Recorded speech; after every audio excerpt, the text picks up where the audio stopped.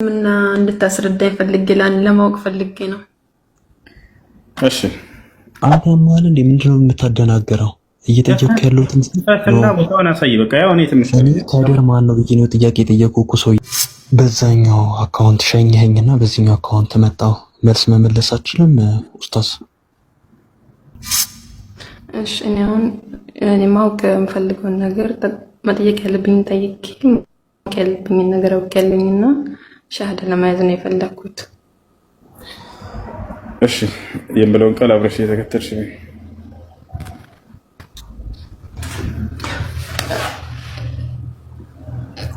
እሺ ግን ይቆራረጣል ከክላስ አሽሃዱ ከላይ ያለው ልጅ ይሰማሃል?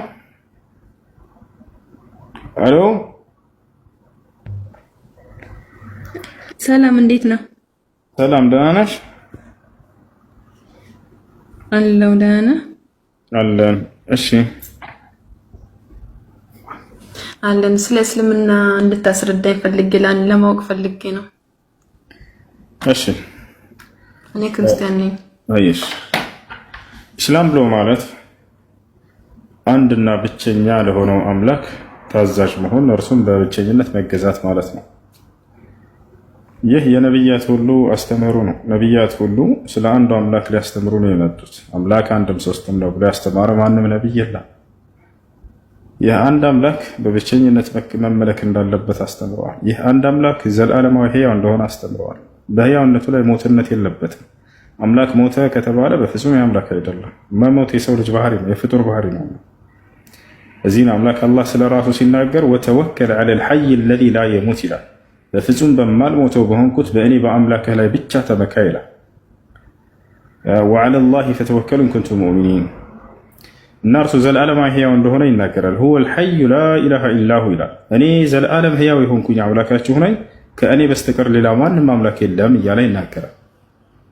አንድ ነው በአንድነቱ ላይ ሁለትነት ሶስትነት በዚህ የለውም። እሱ ወኢላሁኩም ኢላሁን ዋሂድ ይላል። እኔ አምላካችሁ አላህ አንድ አምላክ ብቻ ነኝ ይላል። ላኢላሃ ኢላሁ ከእኔ በስተቀር ሌላ ማንም አምላክ የለም ይላል። በሌላ ቦታ ላይ አምላክ አላህ ስብሓነሁ ወተዓላ ቁል ሁወ ላሁ አሐድ ይላል። በል እርሱ አላህ አንድ ብቻ ነው ይላል። ይህ ነው። ይህን ጥያቄ መጥተው የመጽሐፉ ባለቤቶች ጠየቁ ነቢዩ ሰለላሁ ዐለይሂ ወሰለም፣ እስኪ ሙሐመድን ስለ ጌታው እንጠይቀው እስኪ ተባብለው መጡ። ያ ሙሐመድ አሏቸው፣ ሙሐመድ ሆይ ሲፍ ለና ረበክ፣ እስኪ ጌታህን ግለጽልን፣ እስኪ ጌታህን ግለጽልን፣ አሳውቀን፣ ምንድን ነው ባህሪው ብለው ጠየቁ። ከዚያ በኋላ ይሄ የቁርአን አንቀጽ ወረደ። እንግዲህ የመጡት ክርስቲያኖች እንደመሆናቸው ሊቃውንቶች ናቸው። እስኪ ሙሐመድን እንጠይቀው ስለ ጌታው ሂደን እንወቅ ብለው ራሳቸው መጡ። ያ ሲፍ ለና ረበክ፣ ጌታህን ገለጽልን። ቁል ሁወ ላሁ አሐድ አላሁ ሶመድ ለም የሊድ ወለም ዩለድ ወለም የኩን ለሁ ኩፉወን አሐድ የሚለው ሱራ ወረደ። ምን ማለት ነው? ቁል ሁወ ላሁ አሐድ፣ ሙሐመድ ሆይ ለእነዚህ ሰዎች በላቸው እርሱ አላህ አንድ ነው በላቸዋል። ለምንድን ነው ይህን ቃል መጠቀም የፈለገው አንድ ነው የሚለውን? ምክንያቱም አንድም ሶስትም ነው ብሎ የሚያምኑ አካሎች ናቸውና ጥያቄውን የጠየቁት። አንድም ሶስትም አይደለም እርሱ አንድ ብቻ ነው በላቸዋል። አላሁ ሶመድ አለ ቀጥሎ፣ እርሱ አምላካችሁ አላህ የባሪያዎቹ ሁሉ መጠጊያና መሸሻ ነው በላቸው አለ። ሌላ መጠጊያ የሚይዙ አካሎች ስለሆኑ ነው። ቅዱስ ገብርኤል አንተ ጠብቀኝ፣ ሚካኤል ሆይ አንተ የመንገዴን አደራ ሁንልኝ፣ አንቺ ማርያም ጠብቅኝ፣ በማንም ላይ አትመኩ ነው መልእክቱ። እኔ የፍጥረታቶች ሁሉ መመኪያ ብቸኛው እኔ ብቻ ነኝ በላቸው አለ።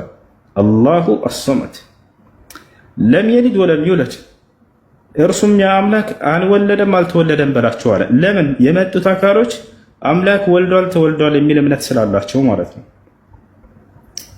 አምላክን አባት ነው ብለው የሚጠሩ አካል ናቸው። አብ አይደለም ኢየሱስ ክርስቶስ አባት ነው ብለው ይናገራሉ። አምላክ ደግሞ ተወልዷልን ብለው ወፊ ነፍሲል ወቅት እንዲሁ ይናገራሉ። እታቸዋል የተወለደ አምላክ ብለው ኢየሱስ ክርስቶስ ይናገራሉ። አላህ ይሄንን ነገራቸው። እኔ አልወለድኩም አልተወለድኩም፣ ይሄ የፍጡር ባህሪ ነው እንጂ የፈጣሪ ባህሪ በፍጹም እርሱ ለዘላለም ያለ የነበረ ለዘላለም የሚኖር ነው።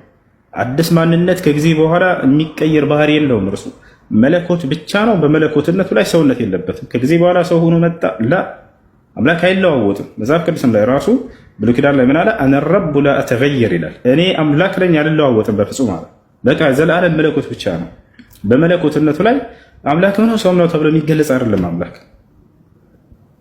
እና ምን አላቸው? አልወለደም አልተወለደም በላቸዋል። መጨረሻ ላይ ምን አለ? ወለም የኩን ለሁ ኩፍወን አሐድ፣ ለእርሱ አንድም እንኳን አቻ ቢጤ የሉትም አለ። ለምን ይሄን አለ? ለዚያ ለአንዱ አምላክ ሌላ ሁለት አካሎች አሉ የእርሱ አቻዎችና ቢጤዎች ብለው የሚያምኑ አካሎች ስለሆኑ ማን ናቸው? ወልድና መንፈስ ቅዱስ ብለው የሚያምናቸው። በፍጹም ለእርሱ አቻና ቢጤ የለውም፣ ማንም አጋር የለውም። ይሄ ቁርአን ቃል ለዚህ ነው ነብያችን ሰለላሁ ዐለይሂ ወሰለም ሱረቱል ኢኽላስ ተዕዲሉ ሱለቱል ቁርአን አሉ። ይቺ ሱረቱል ኢኽላስ የቁርአንን 1/3 ትመዝናለች አሉ። ለምን? ሊአነሃ ትትከለም ዐኒላሂ ዐዘ ወጀል፣ ስለ አላህ ስለምታወራ፣ ስለ አላህ ስለምትናገር። ይህን ይመስላል። ይህ ነው የነብያት አምላክ። እርሱ አንድ ነው፣ በአንድነቱ ላይ ሁለትነት ሶስትነት የለበትም። እርሱ ዘላለም ሕያው ነው፣ በሕያውነቱ ላይ ሞትነት የለበትም።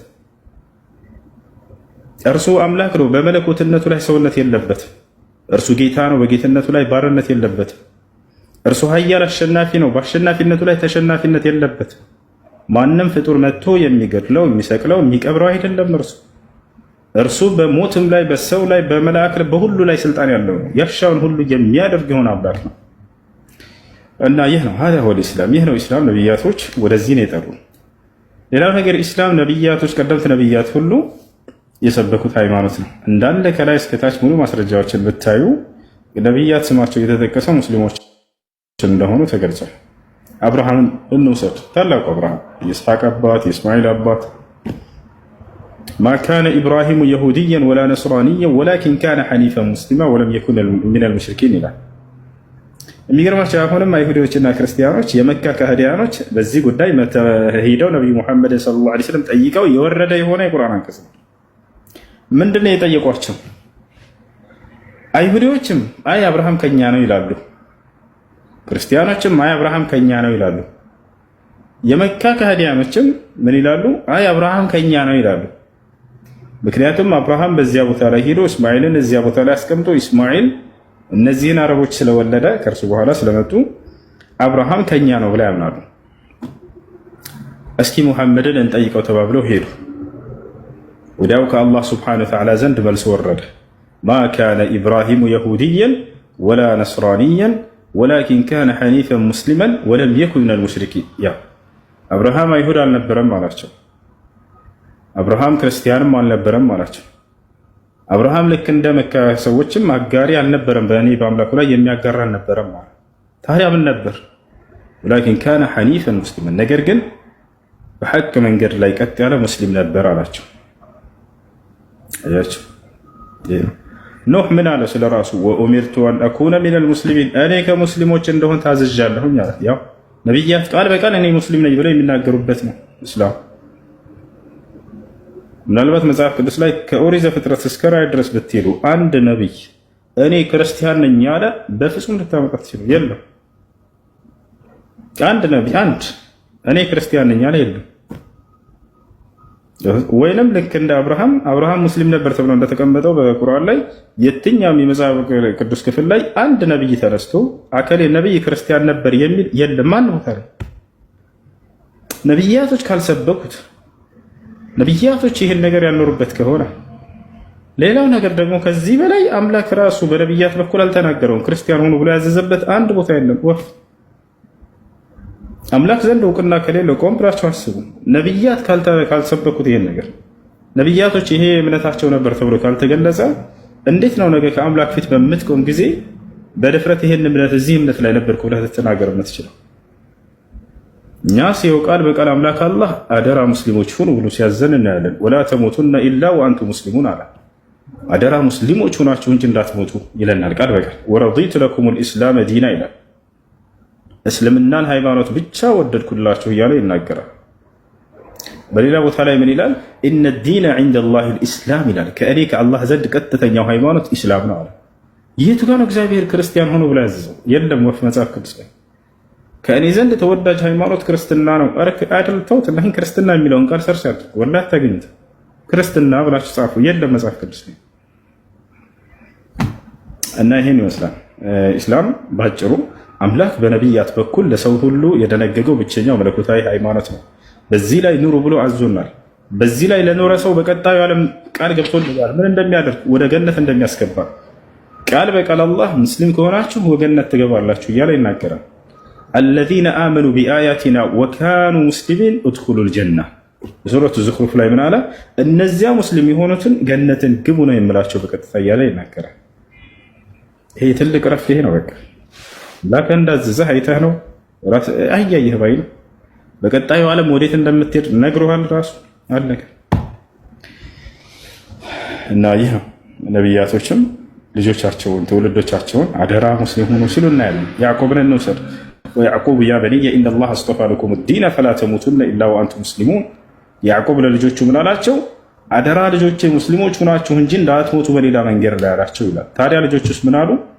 አም ኩንቱም ሹሃዳአ ኢዝ ሐደረ ያዕቆብ አልመውት ኢዝ ቃለ ሊበኒህ ማ ተዕቡዱነ ሚን በዕዲ ቃሉ ነዕቡዱ ኢላሀከ ወኢላሀ አባኢከ ኢብራሂመ ወኢስማዒል ወኢስሐቅ ኢላሀን ዋሂደን ወነሕኑ ለሁ ሙስሊሙን።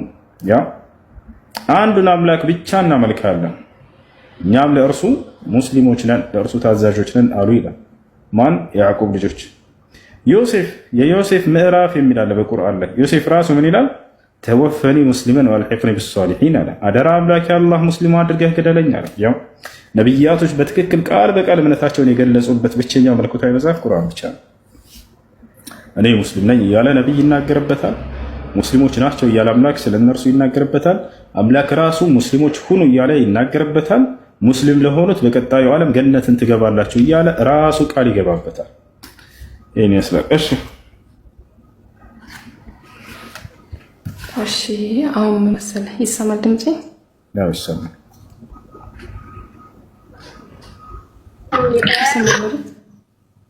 ይሰማል። እሺ እኔ አሁን ማወቅ የምፈልገውን ነገር መጠየቅ ያለብኝ ጠይቄ ማወቅ ያለብኝን ነገር አውቄያለሁና ሻሃዳ ለመያዝ ነው የፈለኩት። እሺ የምለውን ቃል አብረሽ የተከተልሽ ነው።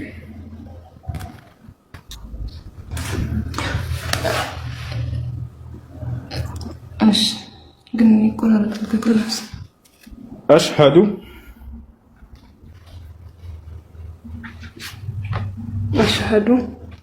አላህ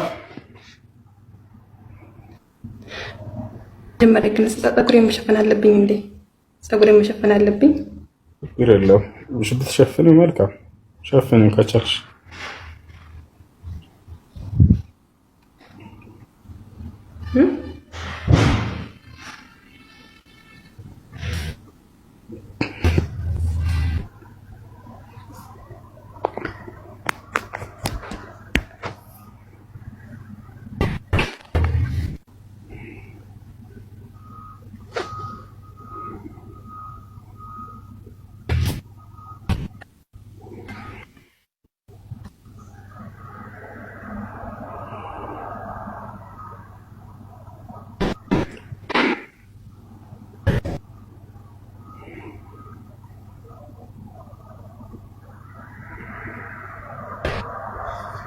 ይሰማል ልጆች?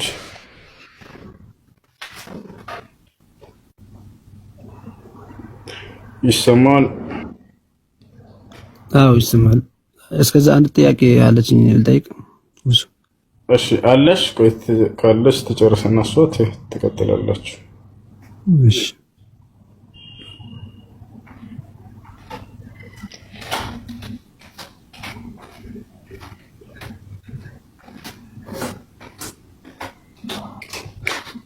ኔትወርክ ይዞኝ ነበረ። ፀጉሬን መሸፈን ይኖርብኛል አሁን ላይ? እሺ ችግር የለም። ሻሃዳ ያዥና ከዚያ በኋላ ምን ማድረግ እንዳለበሽ እነግርሻለሁ። ኦኬ። አሽሃዱ አላ ኢላሃ ኢለላህ ወአሽሃዱ አነ ሙሐመደን ረሱሉላህ። እሺ አሁን ያልሽው ቃል የሸሃዳ ቃል ወይም የምስክር ቃል ይባላል። ትርጉሙ አሽሀዱ አን ላ ኢላሃ ኢለላህ ማለት እነሆ ከአላህ በስተቀር በእውነት የሚመለክ ሌላ አምላክ የለም ብዬ መሰክራለሁ ማለት ሲሆን፣ ወአሽሀዱ አነ ሙሐመድን ረሱሉላህ ማለት ደግሞ ሙሐመድም የአላህ መልእክተኛና ነብይ ናቸው ብዬ መሰክራለሁ ማለት ነው። ከዚህ በኋላ ሙስሊም ይመሻል። ስለ ሶላት አሰጋገድ ምናምን የምታስተምርሽ ሙስሊም ጓደኛ ታገኛለሽ? ላይ የለኝም፣ ብቻዬን ነኝ። እሺ ከላይ ያለችው ልጅ ፎሎ አድርጊያት። እሺ እሷ ታስተምርሽ። ቢንት ሙስሊም የምትለዋ ቢንት ሙስሊም አናግራት። ኦኬ ሰላም አለይኩም ወራህመቱላሂ ወበረካቱ።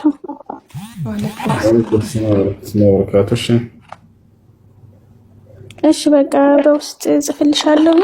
ነይ ቶሎ ግሩፕ አስገባሻለሁ። እሺ አይ እሺ ሻወር ትወስጃለሽ ወይ አሁን ወይንም ነገ በተመቸሽ ሰዓት? አንድ ሰው እስልምና ሲቀበል ሻወር እንዲወስድ ታዟል።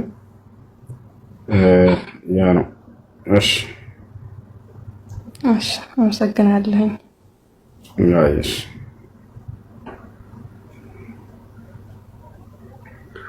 እሺ ጥያቄ ያላችሁ ልጆች ቀጥሉ። አንተም በያት ፎሎ አድርጋትና በውስጥ አውሩ። አስተምራት፣ ግሩፕ አስገባት። እሺ ጥያቄ ያላችሁ ቀጥሉ። አይሽ ጥያቄ ነበረኝ። አይሽ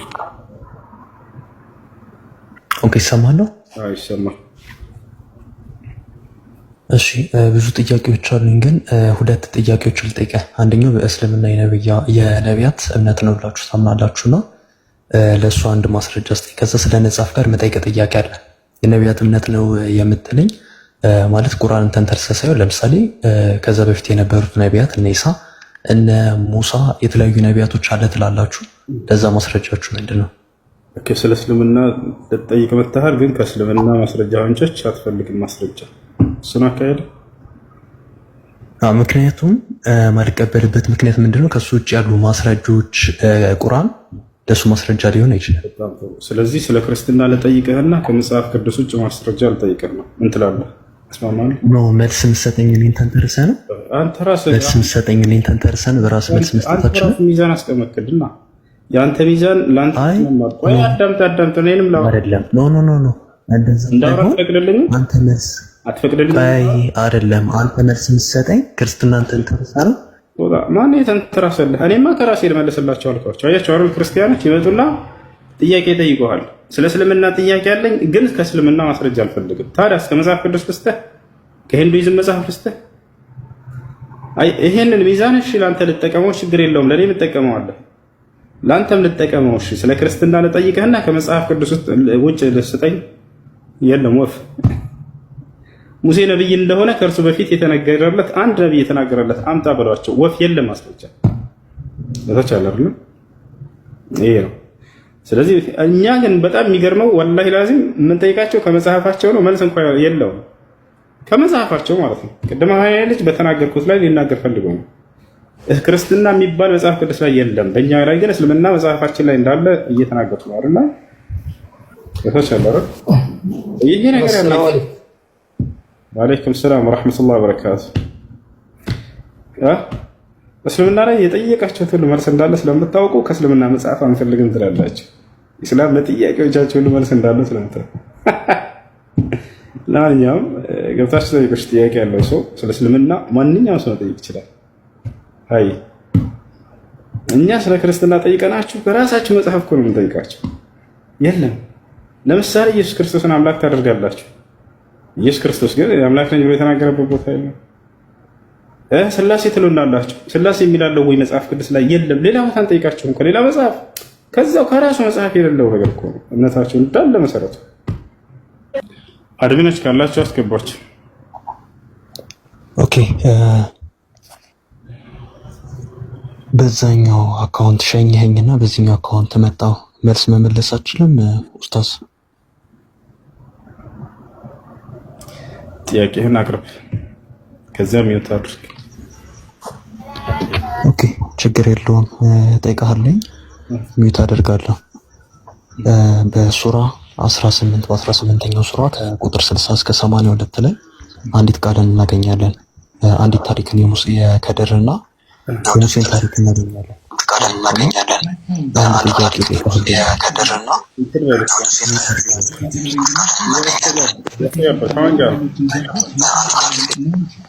በቀላሉ ወደ ስራ የሚዘጣም ካሊድ ምንድነው? ከድር ምንድነው? በእስልምና አስተምሮ መሰረት ከድር ማን ነው?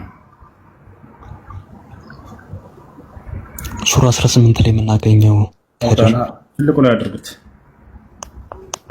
እየጠየቅኩ እኮ ነው ወንድም ማለት ከድር ማን ነው? ትልቁ ላይ ሆነና ትልቁ ላይ ነህ። ከድርን አሳይ በቁርአን ላይ አታ ክፈት። ኦኬ ስሙን ነው የምትፈልገው? ክፈት። ወሬ አልፈልግም። አሁን የተናገርከው ነው አውጣና አሳየኝ። ክፈት። ስሙን ነው ወይ አንተ ማለት እንዴ? ምንድነው የምታደናገረው? እየጠየቅኩ ያለሁት ክፈትና ቦታውን አሳይ። በቃ ያው እኔ ትንሽ ከድር ማን ነው ብዬ ነው ጥያቄ የጠየቅኩህ እኮ ሰውዬ። ያማል ያማላት ወለሰ ለሁለተኛ እስልምና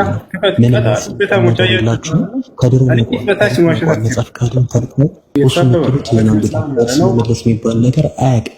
ተቃላል መልስ መልስ ሲባል ጥያቄ በጥያቄ እንትን ለማለት አድሚኖች የላቸውም። ጤነኛ አይደላቸውም እንዴ?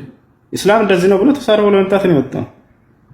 አድሚኖች ሁላቸውን አስወጣቸው ነው። እኔ ምንም ነገር ማለት ለዚህ ነው አድሚንነት አያቻቸው አይደል? ክፈትና የተናገርከውን ነገር አሳይና ያልኩት የላቸውም ምንም ነገር። እንደዚህ ናቸው 24 ሰዓት ከፍተው ስለ ኢስላም ሲሳደቡ የሚሆኑት እነዚህ ናቸው። እንግዲህ ወታቸው አለ አይደል? 24 ሰዓት ለኢስላም ያላቸው ጥላቻ ማለት ነው። ክፈትና የተናገርከውን አሳይ ብቻ ነው ያልኩት። እንደዚህ ነው ለመና እንግዲህ ያማሃል እንዴ ምናምን ሰው ቢያንስ ለውሸት እንኳን እንዴት ማስረጃ አይኖረውም? ኧረ ተው፣ ሃይማኖት ነው፣ ቀልድ አይደለም። ህይወት አንድ እድል ነች፣ ሁለተኛ እድል የላትም። ከሞት ካለቀ በቃ ወደ ሲሆን ወላሂ ላዚም ትሄዱት። ቆም ብላችሁ አስቡ፣ ቆም ብላችሁ አስቡ። እሺ ያን አንዱን አምላክ አምልኩ ነው ኢስላም ብላችሁ፣ ሌላ አይደለም። የአብርሃምን የኢስሐቅ የያዕቆብን አምላክ ብቻ አምልኩ ነው። በእርሱ በአንድነቱ ላይ አጋር የለውም። ሁለተኛ ሶስትነት የለበትም። ሞትነት የለበትም። ስለ ሰው ልጅ ኃጢአት ሞተ አምላክ ብላችሁ በእርሱ ላይ አትዋሹ ነው። هو الحي لا اله الا هو ይላል። እኔ ዘላለም ህያው የሆንኩኝ አምላካችሁ ነኝ፣ ከእኔ በስተቀር ሌላ ማንም አምላክ የለም። እፈሻል አላሁ ላ ኢላሃ ኢላ ሁ الحي القيوم። እኔ አምላካችሁ አላህ ማለት ያነኝ አንድና ብቸኛ ሆንኩ፣ ከእኔ በስተቀር ሌላ ማንም አምላክ የሌለ ሆንኩኝ፣ እኔም ዘላለም ህያው የሆንኩት እያለ ይናገራል። ወደዚህ ስለጠራናቸው ብቻ ኢስላምን መሳደብ ለምን? ወማ ነቀሙ ሚንሁም ኢላ ዩእሚኑ ቢላሂ አልዐዚዚል ሐሚድ። አንዱን አምላክ ብቻ አምልኩ በተባላችሁ ሁሌ ስለ ረሱልና ስለ ኢስላም ስትሳደቡ ማለት ቆም ብላችሁ አስቡ። እኛ ወደ አብርሃም ወደ ኢስሐቅ ወደ ያዕቆብ መንገድ ልንጠራችሁ ነው የመጣነው፣ ሌላ አይደለም። ወላሂ አይደለም። አስአሉላህ የህዲየኩም ለልኢስላም نسأل الله الصبر للدعاة إلى الله سبحانه وتعالى. لا تيكل في كذا تيكس كذا. أربعين سوي. أوكي أستاذ سلام لأنت يون. بس سلام. አለው ጥያቄ አለኝ ለኔ የመጀመሪያው ጥያቄ ለምሳሌ ሰላት ሲሰገድ የነብዩ ስም ይጠራልና ለምሳሌ በአላህ ያመናው ሰው አላህ ብቸኛ አዳኝ እንደሆነ ያወቃና ያመና ሰው የነብዩን ስም ሳይጠራ ሰላትን ቢሰግድ ወይንም እሱም አላህን ብቻ ቢያመልክ መንግስተ ሰማያትን መግባት ይችላል? የነብዩን ስም ምን ብሎ ነው የሚጠራው የሚለው ነው መጀመሪያ ልናውቅ ይገባል። በሶላት ላይ ምን ብሎ ነው የሚጠራው ነብዩ መሐመድ ሰለላሁ ዐለይሂ ወሰለም ታውቃለህ? መሐመድ ረሱላህ ምን ማለት ነው ብላ ምን ማለት ነው? ትርጉሙን አላውቅም፣ ግን በሌላው ትርጉም ነብዩን መከተል ወይንም መልእክቱን መከተል የሚለው አለ። እንትኑ ደፍተሩ ነበረኝ ግን ይዤ አልገባውም። አሁን ቦታውን እነግርህ ነበር። እሺ፣ በነብይነታቸው ስለማመን የሚናገር ቃል ነው። ይታል አይደል? በነብይነታቸው ስለማመን ነው። እርሳቸውን በአምልኮ ደረጃ ማንሳት ከሆነ አይፈቀድም፣ በፍጹም ኃጢአት ነው። ነገር ግን ምንድነው የምንለው? ወአሽሀዱ አነ ሙሐመደን ዐብዱሁ ወረሱሉሁ እንላለን። ሶላት ስንሰግድ አተህያቱን ስንቀራ ጊዜ ሙሐመድም የአላህ አገልጋይና መልእክተኛ ናቸው ብዬ መሰክራለሁ ማለት ነው። ገብቶሃል አይደል? ይሄ ደግሞ በመጽሐፍም የታዘዘበት ነው። በሙሴ ነብይነት ታምናለህ አታምንም አንተ? ወደ እኛ እንመጣለን። በእኛ አሁን ነቢያቶችን ብንጠራም ባንጠራም እግዚአብሔርን ብቻ በማመናችን ወደ መንግስተ ሰማያት እንገባለን። ግን ሌሎች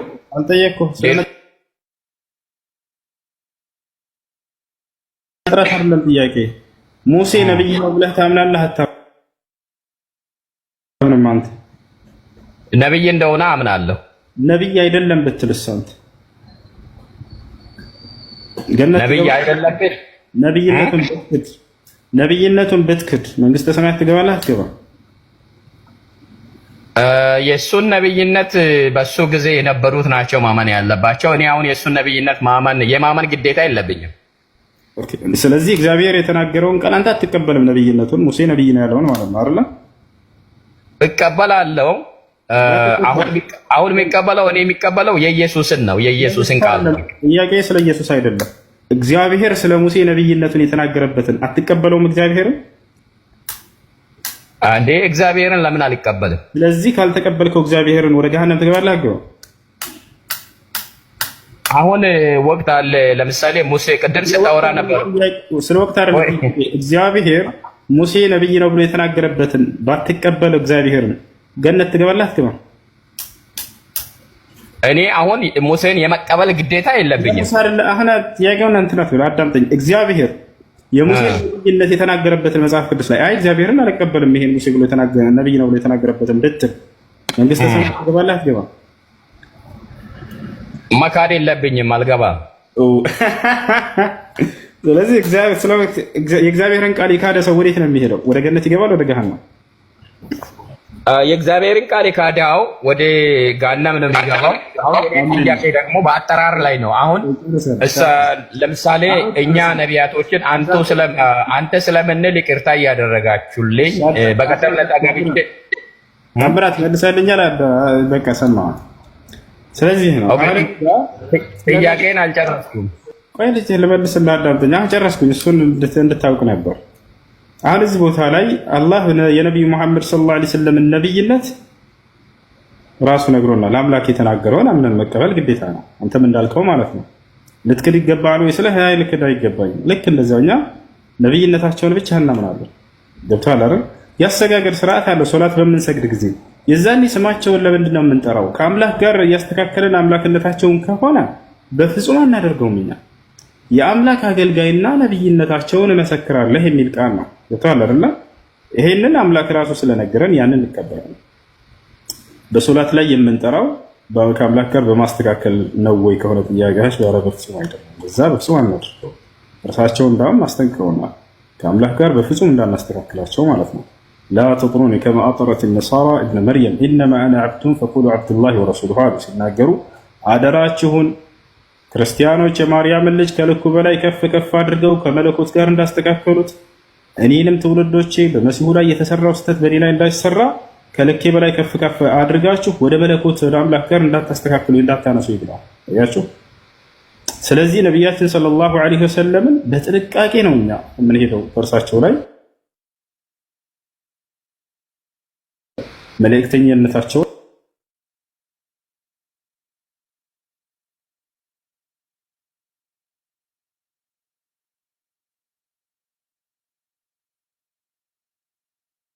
ብለን እሺ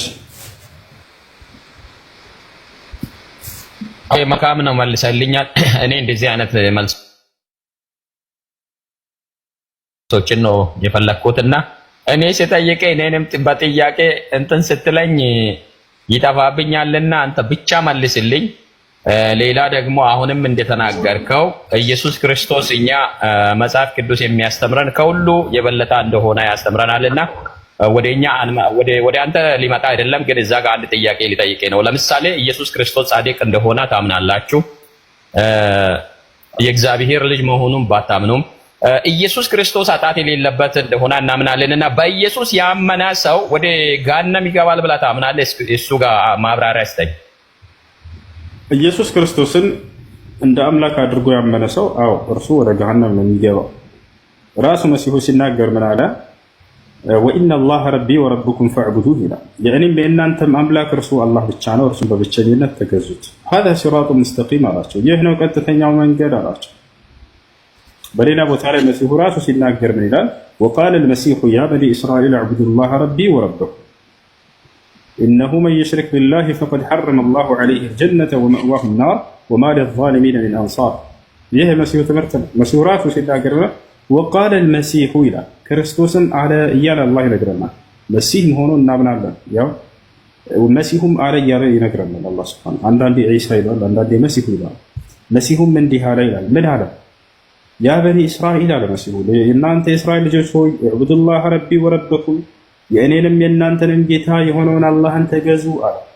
ከዚያ በኋላ ማን ወደ ገነት ማን ወደ ገሃነም እንደሚሄድ በአጭር ቃል መሲሁ ተናገረ። ምን አለ? ኢነሁ መን ዩሽሪክ ቢላሂ ፈቀድ ሐረመ ላሁ ዐለይሂ ልጀና አላቸው ለእስራኤል ሰዎች። እነሆ በአላህ ላይ ሌላን አካል ያጋራ ሰው፣ ሌላን አካል ያመለከ ሰው አላህ ገነትን በዚህ ሰው ላይ እርም አድርጎበታል አለ። ታዲያ ወዴት ነው የሚሄደው? ወመእዋሁ ናር፣ መመለሻው ገሃነም እሳት ነች። እጥር ምጥን አድርጎ መሲሁ አስተምሮቱንና የሰዎች መጨረሻ ፍጻሜያቸው ወዴት እንደሚሆን ተናገረ። ይህ ነው ወቃለ ልመሲሁ ያ በኒ እስራኤል ዕቡዱላህ ረቢ ወረበኩም፣ የእኔንም የእናንተንም ጌታ የሆነውን አላህን በብቸኝነት ተገዙ ካለ በኋላ በአላህ ላይ ሌላ አካል የተገዛ ሰው ግን ወደ ገሃነም ነው የሚሄደው አላቸው። ገነትን በፍጹም አይገባትም ብሎ ተናገረ። ይሄ ነው።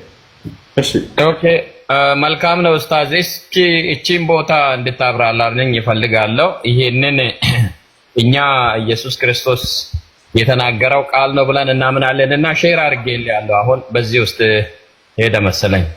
እሺ እስኪ ዮሐንስ ወንጌል ምዕራፍ 14 ቁጥር 6 ላይ ያለውን እንዴት ትፈታልኛለህ? መጽሐፍ ቅዱስን ስለምታነበው። እሺ ኢየሱስም እኔ መንገድና እውነት ሕይወትም ነኝ፣ በእኔ በቀር ወደ አብ የሚመጣ ማንም የለም አለ። አዎ እሱን እስኪ አሁን ኢየሱስ የተናገረው ውሸት ይሆናል? እሺ አዳምጠኝ። ኢየሱስ ክርስቶስ በተላከበት ዘመን በተላከላቸው ትውልዶች ለእስራኤል ልጆች የእውነት መንገድ ነበር ወይ? አዎ የእውነት መንገድ ነበር። ኢየሱስ ክርስቶስ ወደ እውነት የሚመራ መልእክተኛ ነበር። ወጣላርላ የህይወት መንገድ ነበር ወይ? አዎ የህይወት መንገድ ነበር። ህይወትን በእርሱ በቀር ካልሆነ ያገኙ ነበር።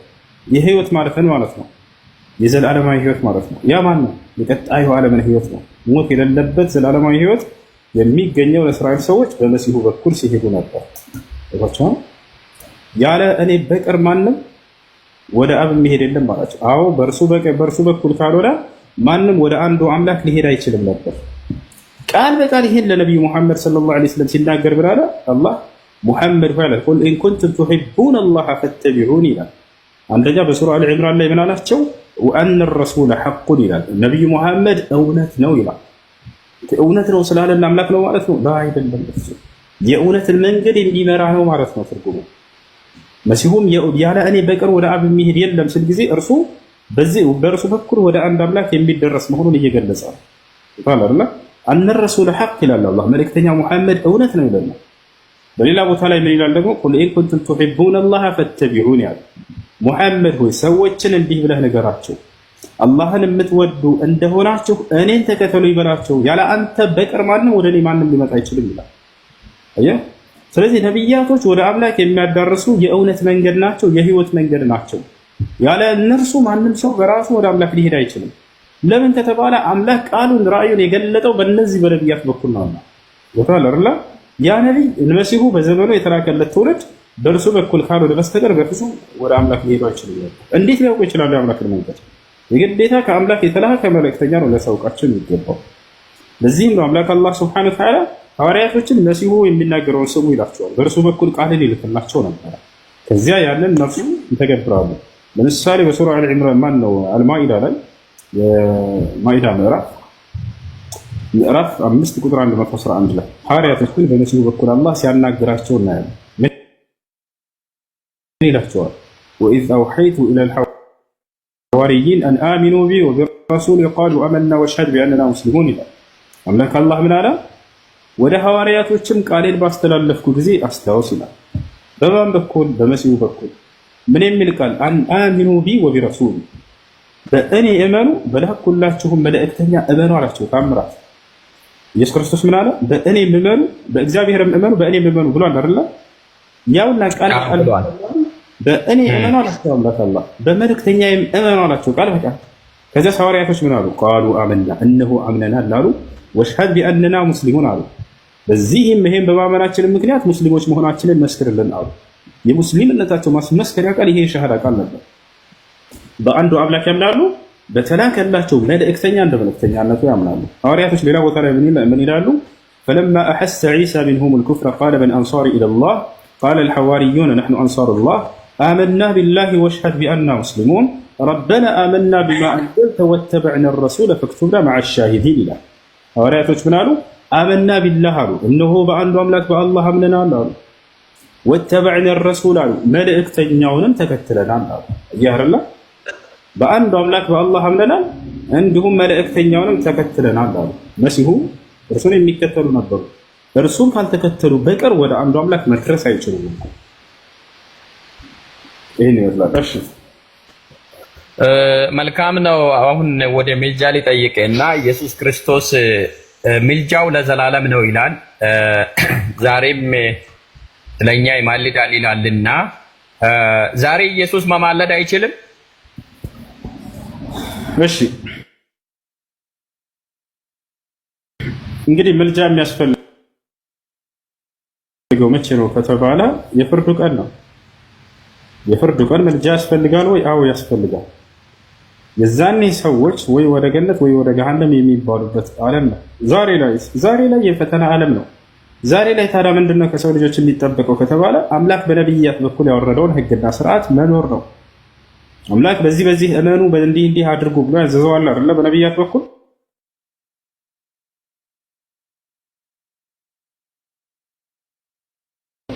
ያንን እንሰራለን።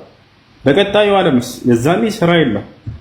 ሰዎች እንደየስራቸው የሚመነዱበት ዓለም ነው። ታዲያ የዛኔ አማኝ የሆነ ሰው ኃጢአቱ በጣም በዝቶበት ከሆነ አማላጅ ያስፈልገዋል አይደለ? የዛኔ ያማልዳሉ ነብያት። መሲሁ ያማልዳሉ የዛኔ ከተባለ ቅድም ስናገር ነበር፣ ማንኛውም ነብይ ለየትውልዱ የማማለድን እድል ይሰጣል። መሲሁ ያማልዳሉ? አዎ ያማልዳል። ነገ የትንሣኤ ቀን ከትውልዱ ዒሳ ዓለይሂ ሰላም ኃጢአት የበዛባቸው ሰዎች ካሉ ለእነዚያ ያማልድላቸዋል። አምላክ ያላህ ሆይ እነዚህ ኃጢአት የበዛባቸውን ትውልዶችን እባክህ ይቅር በልላቸው ብላ ያማልዳል። ቃል በቃል በቁርአን ላይ ላሳይ ይችላል። ምን ይላል መሲሁ? ኢን ቱዐዚብሁም ፈኢነሁም ዒባዱክ፣ ብትቀጣቸው ያንተ ባሪያዎች ናቸው ትችላለህ አምላኬ ይላል። ወኢን ተግፊር ለሁም ፈኢነከ አንተል ዐዚዙል ሐኪም፣ ብትምርላቸው ደግሞ አንተ አሸናፊና ጥበበኛ የሆንክ አምላክ ነህና እባክህ ማርላቸው እያለ እንደሚለምንላቸው ተቀምጧል። አይደል? ያ ነው። ስለዚህ ሁሉም ነብያት ስለ ትውልዱ የዛኔ ይለምኑላቸዋል። አብርሃም ስለ ትውልዱ፣ ሙሴ ስለ ትውልዱ፣ ነብዩ ሰለላሁ ዐለይሂ ወሰለም ስለ ትውልዳቸው አምላክ ያላህ ሆይ እባክህን እነዚህን ኃጢአታቸው የበዛባቸውን ይቅር በልላቸው፣ አትቅጣቸው፣ ወደ ሲኦል አታስገባቸው ብለው ይማጸላቸዋል፣ ይለምኑላቸዋል። መልካም ነው። እንደዛ ከሆነ እናንተ ቃማ ቀን የምትሉትን እኛ በትንሣኤ ቀን ነው የምንለው እና ኢየሱስ ክርስቶስ አማላጃችን ከሆነ በሱም ደግሞ በመልእክቱም ካመንነው መንግስተ ሰማያትን መግባት እንችላለን። እሺ እንግዲህ ኢየሱስ ክርስቶስ አስተምሮቱ ምንድነው የሚለውን እንምጣ። አንተ ኢየሱስ ክርስቶስን እሱ ባዘዘበት መልኩ አላመንከው። ኢየሱስ ክርስቶስ ስለ አምላኩ ሊያስተምር ነው የመጣው። ምናልባት ቁርአንን አንብበህ ከሆነ ስለ አምላኩ እንድናምን ብዙ ቦታ ላይ ያስተምራል። መጽሐፍ ቅዱስን ላይ ምናልባት ዮሐንስ ወንጌል ምዕራፍ 20 ቁጥር 17 ላይ ወደ አምላካችሁ አድርጋለሁ ይላል። ኤፌሶን ምዕራፍ 1 ቁጥር 3 ላይ የኢየሱስ ክርስቶስ አምላክ ይባረክ ይላል። ኤፌሶን ምዕራፍ 1 ቁጥር 17 ላይ የኢየሱስ ክርስቶስ አምላክ ይባረክ ይላል። አምላክ ካለው ለምን ያደርግ ነበር ክርስቶስ? ምንስ አስተምሯል ከተባለ ያን አምላኩን ይገዛ ነበር፣ ለአምላኩ ይሰግድ ነበር፣ ይጸልይ ነበር፣ ይጾም ነበር፣ ይሰግነው ነበር፣ ይለምነው ነበር። ሁሉ የአምልኮ ስርዓቶችን ለዚያ ለአንዱ አምላክ ይሰራ ነበር፣ ይሰግደውላ። ዮሐንስ ወንጌል ምዕራፍ 4 ቁጥር 21 ላይ እኛስ ለምናውቀው እንሰግዳለን እያለ ይናገራል። እንሰግዳለን ቃል በቃል እና ልክ እንደርሱ እርሱ ባለው መንገድ የእርሱን መንገድ የተከተለ ሰው በዘመኑ የዛኔ አንድ አምላክን በብቸኝነት አላህን የተገዛ መሲሁን እንደ መልእክተኛ የተቀበለ ሰው እርሱ ይሄ ሰው የዘላለማዊ ሕይወትን ያገኛል። እንዴት ሰዎች የዘላለማዊ ሕይወት እንደሚያገኙ እዛው ላይ አስተምሯል። ዮሐንስ ወንጌል ምዕራፍ 17 ቁጥር 3 ላይ ምን ይላል? የኢየሱስ ክርስቶስ ወደ ሰማይ ቀጥ ብሎ አባት ሆይ አንድና ብቸኛ እውነተኛ አምላክ አንተ እንዲሁም የላከውንም ኢየሱስ ክርስቶስን ያውቁ ዘንድ ይህች ነች የዘላለማዊ ሕይወት አለ። ምንድነች የዘላለማዊ ሕይወት? አንዱን አምላክ አንድና ብቸኛ እውነተኛ አምላክ ነው ብሎ በማመንና ክርስቶስ ደግሞ ወይንም መሲሁ ኢየሱስ የእርሱ መልእክተኛ ነው ብሎ በማመን እንደሚገኝ ተናግሯል። አይ አብ ወልድ መንፈስ ቅዱስ አንድ አምላክ ብሎ ያመነ መንግስተ ሰማያትን ወይም ዘላለማዊ ሕይወትን ያገኛል የሚል የለም። ይሄ ነው እንደዚህ በዚህ መንገድ ላይ ከሆንክ አንተ እሱን የዘላለማዊ ሕይወትን አታገኝም። በክርስቶስ ንግግር መሰረት የዘላለማዊ ሕይወት የሚገኘው አንዱን አምላክ በብቸኝነት በማምለክና ክርስቶስን እንደ መልእክተኛ በመቀበል ይሄን ይመስላል። ኦኬ መልካም ነው። አይ እኔ የሚያምነውን አምኛለሁ ለማወቅ አይል ነው እየጠየቅኩ ያለሁትና ለምሳሌ ኢየሱስ ክርስቶስ በዮሐንስ ወንጌል ምዕራፍ 5 ላይ ሕይወት ሰጪ እንደሆነ ይናገራል። ታዲያ በሕይወት ሰጪነቱ ደግሞ በቆሎሳስ ላይ ደግሞ ሁሉ በእርሱ እንደሆነ ለእርሱም እንደሆነ ይናገራልና በዚህ ሁሉ ሙሉ ስልጣን እንዳለው በሰማይና በምድርም ሙሉ ስልጣን እንዳለው ይናገራልና ታዲያ ይሄ ከሆነ ኢየሱስ የእግዚአብሔር ልጅ አምላክ ነው ብለን በማመን ስህተት አለ? እንደገና መጀመሪያው ምንድነው ኢየሱስ ክርስቶስ ሕይወትን ይሰጣል የሚል ነው። አንደኛ ኢየሱስ ክርስቶስ ሕይወት ሲባል እዚያ ቦታ ላይ የሰው ልጆች የሚኖሩባትን ሕይወት አስበው ከሆነ እሱ አይደለም። ኢየሱስ ክርስቶስ ሕይወት ማለት ምን ማለት እንደሆነ ተናግሯል። የዘላለማዊ ሕይወትን ለማለት ፈልጎ ነው። ገብቶሃል አይደለ? ኢየሱስ ክርስቶስ የዘላለማዊ ሕይወትን ይሰጣል ወይ? አዎ፣ ይሄንን ስልጣን እንዲሰጥ ተሰጥቷል። ገብቶሃል አይደል? ዮሐንስ ወንጌል ምዕራፍ 17 ከቁጥር 2 ላይ ስታነብ ጊዜ በሰጠኸውም ሰዎች ላይ የዘላለማዊ ሕይወትን እንዲሰጥም ስልጣን እንደሰጠኸኝ እያለ ይናገራል አይደል? የዘላለማዊ ሕይወትን እንዲሰጥ ስልጣን ተሰጥቷል። ምንድነው የዘላለማዊ ሕይወት ከተባለ ቀደም እንደተናገርኩ እውቀት ነው። ስለምን እውቀት? አምላክ አንድና ብቸኛ እውነተኛ ነው ብሎ ማወቅና ክርስቶስ የእርሱ መልእክተኛ ነው ብሎ ማወቅ። ይሄን ካወቀ ሰውየው ይሄንን ያስተምር ዘንድ ስልጣን ተሰጥቷል ኢየሱስ ክርስቶስ። ይሄንን አውቀው ካመኑ እነዚህ ሰዎች ደግሞ የዘላለማዊ ሕይወትን ያገኛሉ ማለት ነው። አያ ዮሐንስ ወንጌል ምዕራፍ 17 ቁጥር 3 ላይ ኢየሱስ ክርስቶስ ወደ ሰማይ ቀጥ ብሎ አምላክ ሆይ አንድና ብቸኛ እውነተኛ የሆንክ አምላክ አንተን እንዲሁም የላከውን ኢየሱስ ክርስቶስን ያውቁ ዘንድ ይህች ነች የዘላለማዊ ሕይወት አለ። ይህችን የዘላለማዊ ሕይወት ማለት እንግዲህ ስለ አንዱ አምላክና ስለ ክርስቶስ መልእክተኛነት ማወቅ ይሄ ነው የዘላለማዊ ሕይወት። በዚህ ነው የሚያስገኘው። ይሄንን ይሰጥ ዘንድ ስልጣን ሰጥቷል። ይሄ ማንኛውም ነብይ ያለው ስልጣን ነው። እኔ ያለኝ ይሄ ስልጣን አንድን ሰው ስለ አንዱ አምላክ አስተምረዋለሁ፣ ስለ መልእክተኛው ነብይነት አስተምረዋለሁ። ይሄን ሲያምን ጊዜ ዘላለማዊ ሕይወትን ያገኛል። በቀጣዩ ዓለም ማንኛውም አማኝ የሆነ አካል ይሄ ስልጣን አለ። አዲስ ነገር አይደለም። ሌላው ኢየሱስ ክርስቶስ ሕይወትን ተሰጥቶ ነው ለራሱ። ያ ማለት የሚኖርበትን ሕይወት ተሰጥቶ ነው። ኢየሱስ ክርስቶስ አብ በራሱ ሕይወት እንዳለው ሁሉ ልክ እንዲሁ ደግሞ ወልድም ሕይወት ይኖረው ዘንድ ሰጠው ይላል። ተቀብሎ ነው ሕይወትን ተሰጥቶ ነው። ሰጠው ሲል ጊዜ ሰጭ አለ፣ ተሰጭ አለ። የተሰጠው ነገር አለ። ሰጩ ማን ነው? አብ እንደሆነ ገልጿል። የተሰጠው ማን ነው? ኢየሱስ እንደሆነ ተገልጿል። ምንድነው የሰጠው ብለን ሰማ? ሕይወትን ተሰጥቶ ነው።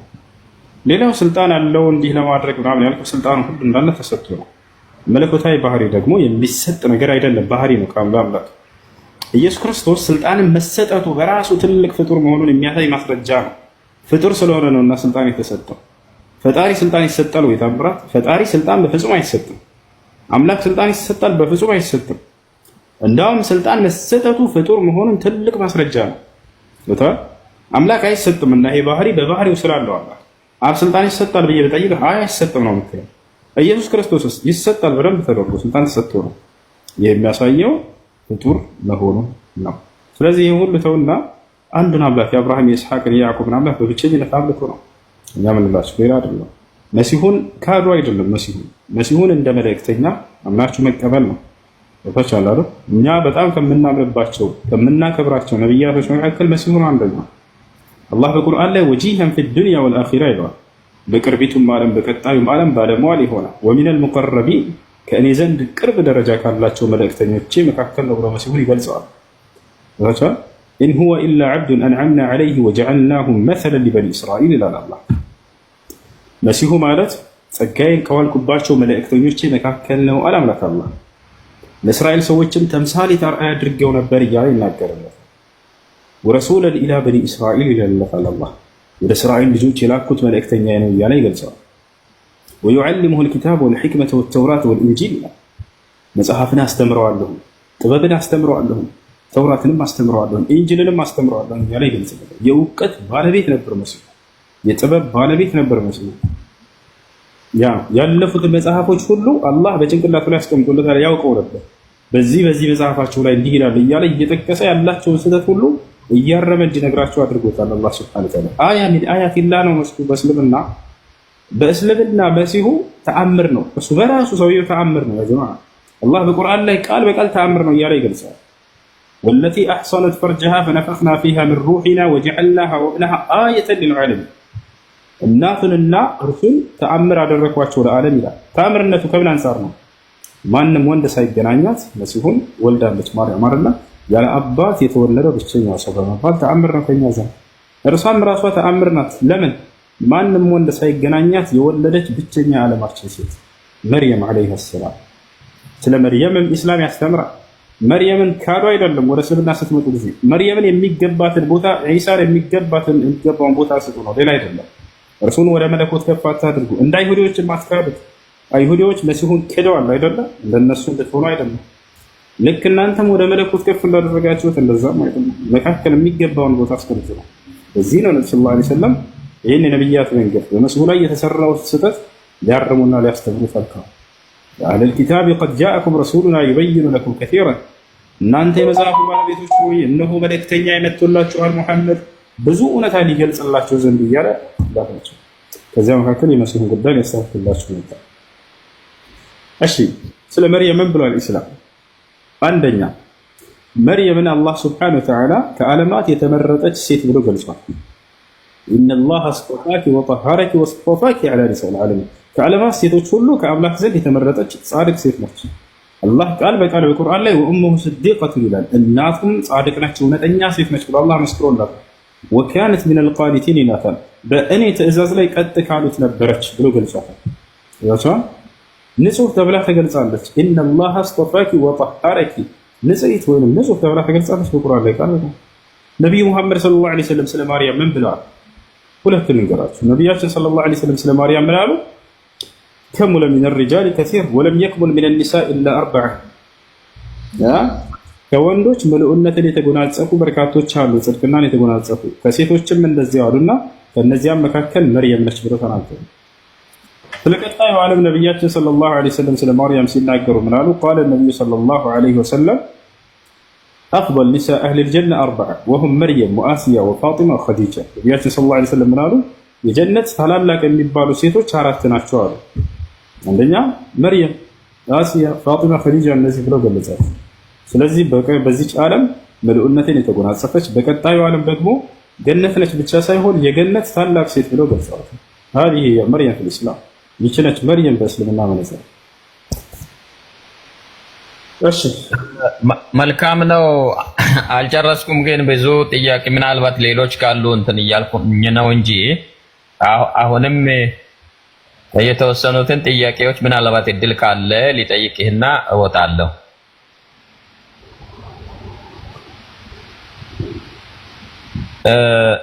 ኢየሱስ ሙስሊም ነው ብለህ ታምናለህ? አዎ በደንብ። ኦኬ አዎ ካልክ መልካም ነው። በእስልምና ሃይማኖት ጥምቀት ይቻላል መጠመቅ? የውሃ ጥምቀት? አዎ የውሃ ጥምቀት የሚባል የለም። አላህ ሱብሓነሁ እንደዛ ከሆነ ኢየሱስ ክርስቶስ መጠመቁን መጽሐፍ ቅዱስ ይናገራልና አይቃረንም ያ ቦታ? እሺ አሁን እንደ እስልምና እንደ ክርስትና አድርገሃል። እሺ ችግር የለውም ነው ያለሰለህ። ኢየሱስ ክርስቶስ ተጠምቋል ብለህ ነው የምታምነው? አዎ ተጠምቋል። እሺ በጣም ጥሩ። በሚጠመቅ ጊዜ በዮርዳኖስ ወንዝ ላይ ኢየሱስ እየተጠመቀ ዮሐንስ እየጠመቀው መንፈስ ቅዱስ በእርግብ አምሳል መጥቶ ነበር ብለህ ታምናለህ አይደል? አዎ። በሰማይ ደግሞ አብ የምወደው አንድ ልጄ ይህ ነው እርሱ የሚለውን ስሙት ብሎ ተናግሯል ብለህ ታምናለህ አይደል? በጣም ጥሩ። የአብ ድምፅ ይሰማል አይሰማም? እንደ መጽሐፍ ቅዱስ አስተምሮ ይሰማል። እንደማይሰማ ማስረጃ በሰጠት የአብ ድምፅ እንደማይሰማ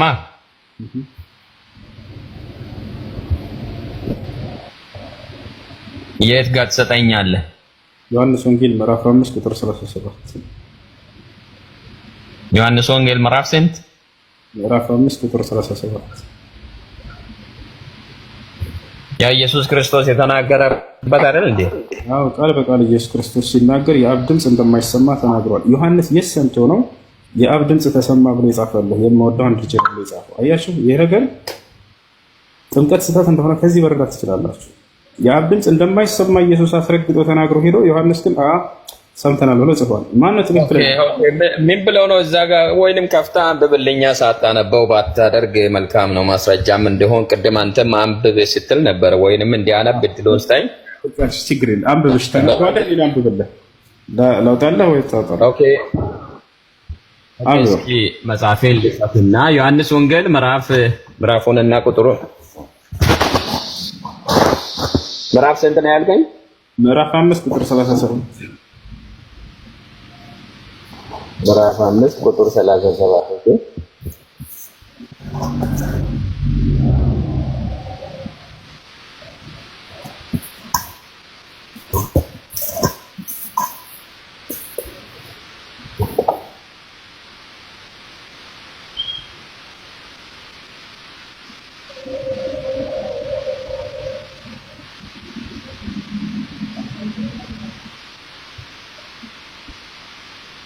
ኦኬ።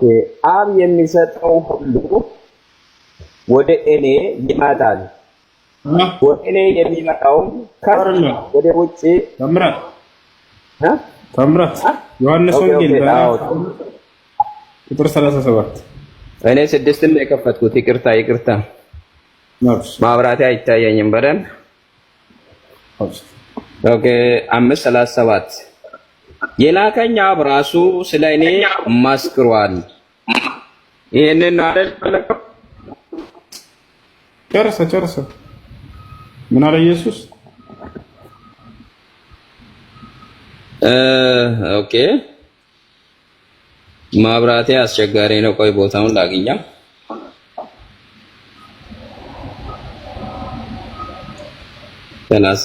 37 ኦኬ የላከኝ አብ ራሱ ስለ እኔ መስክሯል። እናንተ ከቶ ድምፄን ነው የሚለው። ድምፄን አልሰማችሁትም። ድምፄን አይደለም ድምፁን አልሰማችሁትም የሚለው እኮ እነሱ ስላልሰሙት እንጂ ድምፁ አይሰማም አይደለም። የአብ ድምፅ አይሰማም ሳይሆን እነሱ ናቸው ያልሰሙት። ድምፄን አይደለም የሚለው ድምፁን ነው የሚለው። የአብን ድምፅ አልሰማቸውም ብሏቸው ነው። እነሱ ናቸው እንጂ ያልሰሙት አይሰማም አይደለም። አሁን አልሰሙም እና አይሰማም አንድ አይደለም። ችግር የለውም። እሺ እናንተ በእነሱ በሚለው ላይ ያዘለት ችግር የለውም። እሺ ዮሐንስ አይሰማም ሲባል ድምፅ የለውም የሚሰማ ነገር እንደሌለ አይነት ነገር ነው። አማርኛ ከኔ በበለጠ ስለምትፈታ እነሱ አልሰሙም እያለ ነው። ታዲያ ዮሐንስ የሰምቶ ነው የጻፈው? የሰምቶ ነው የጻፈው? እነዚህ ሰዎች እኮ ያልሰሙት ልባቸው ደንዳና ስለሆነ ስለማይቀበሉት ሪስፔክትም ስለሌላቸው እንጂ ዮሐንስ የሚቀበል ሰው ነው። ለሚቀበሉት ነው፣ ለማይቀበሉት አይሰማም የሚል ትርጓሜ ከየት ነው ያገኘው?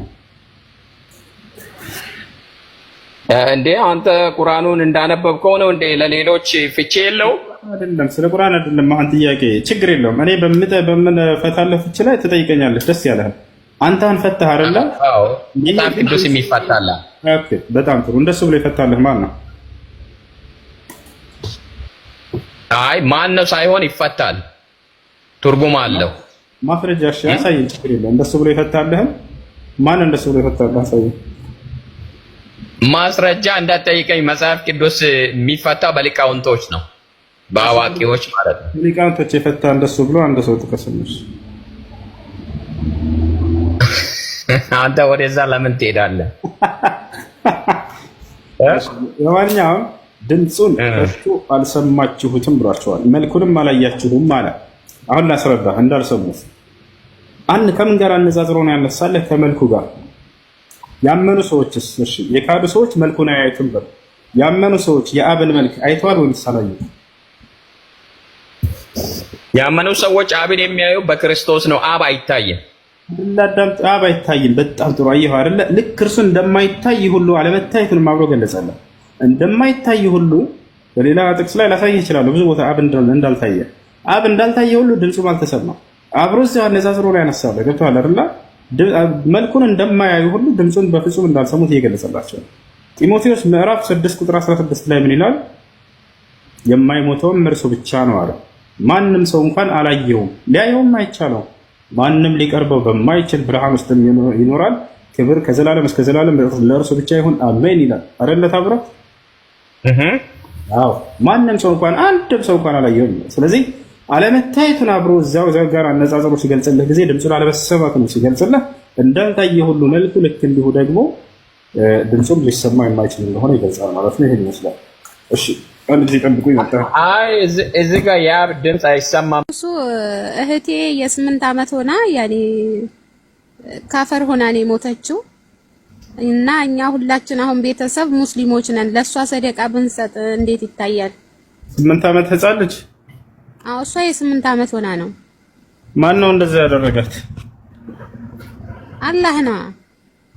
ማን ነው ማለት በራሷ ነው ወይስ ቤተሰብ ሌላ አካል ነው ወደ ክርስቲያንቱ ያደረጋት?